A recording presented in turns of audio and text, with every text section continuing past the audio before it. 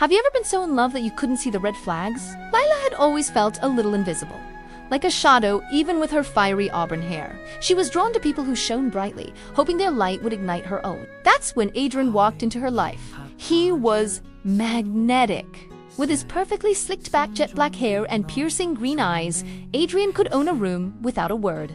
When they met, his touch felt like a spark, and his attention was a wildfire. He'd text her constantly, whispering things like, "You're the only one who understands me."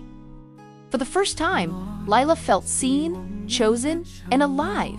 But soon, that warmth turned into a suffocating heat. He started questioning her late nights at work, his voice sharp with suspicion.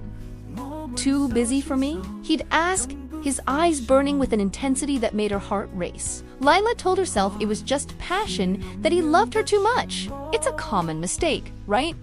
Believing that jealousy is a sign of love. Things escalated. He started controlling what she wore, who she spoke to. Her favorite dress was suddenly too revealing. Her friendly coworker was looking at her wrong. Soon, he was scrolling through her phone, dissecting every message, every innocent smile. Yet, in the next moment, he'd be impossibly sweet, whispering, "You're my world. Lila, don't ever leave me." It was a dizzying, addictive cycle of praise and paranoia, a toxic push and pull she couldn't escape. Just when Lila felt she was losing herself completely, she found a lifeline. Her name was Iris. Iris was a new coworker, and she was everything Lila wished she could be. Confident, independent, with stunning silver hair and eyes like storm clouds. They became fast friends. Over coffee, Iris would gently say, "You deserve someone who treats you like an equal, not a possession." Iris was her beacon of clarity in the fog of Adrian's control. Of course, Adrian despised her. "She's poisoning you against me," he'd snarl. "I don't want you seeing her anymore." But Lila couldn't give up that small taste of freedom. She started meeting Iris in secret, clinging to her friend's strength. One rainy evening, fueled by Iris's encouragement, Lila finally snapped. She packed a bag, her hands shaking but her resolve firm. She was leaving. But as she reached for the door, Adrian was there, blocking her path, his dark hair slick with rain. "You think you can just leave me?" he whispered, his voice dangerously low. "Yes, Adrian," she said, her own voice surprisingly steady. "I can't live like this." He stepped closer, cornering her. "You don't understand, Lila. You were never meant to leave." And then, a second voice cut through the tension from behind her. "I told you she wouldn't understand."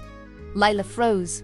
She turned, and her blood ran cold. It was Iris. Her silver hair seemed to glow in the dim light, and her stormy eyes, once a source of comfort, were now glacial and cruel. "What? ... What are you doing here?" Lila stammered. A slow, chilling smirk spread across Adrian's face. "We've been working together from the beginning," he said.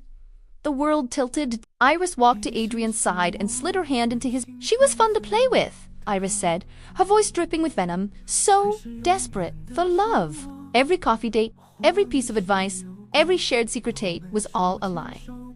A calculated performance. "You see," Adrian whispered, "you were just a test, a game for us." The betrayal was a physical blow, leaving her breathless. The man she loved and the friend she trusted had been puppeteers, and she was their marionette. They stood there together, Adrian with his jet black hair, and Iris with her cold silver locks due shadows and vibrant color. They thought they had broken her, reduced her to ash. But as she looked at the two people who had played her so masterfully, she felt something inside her crack. It wasn't despair. It was the sound of a cage breaking. They had underestimated the fire that still burned within her. The game wasn't over. It had just begun. What would you do if you were Lila? Let me know in the comments below. And if you love stories that keep you on the edge of your seat, make sure to hit that subscribe button and turn on notifications. Thanks for watching.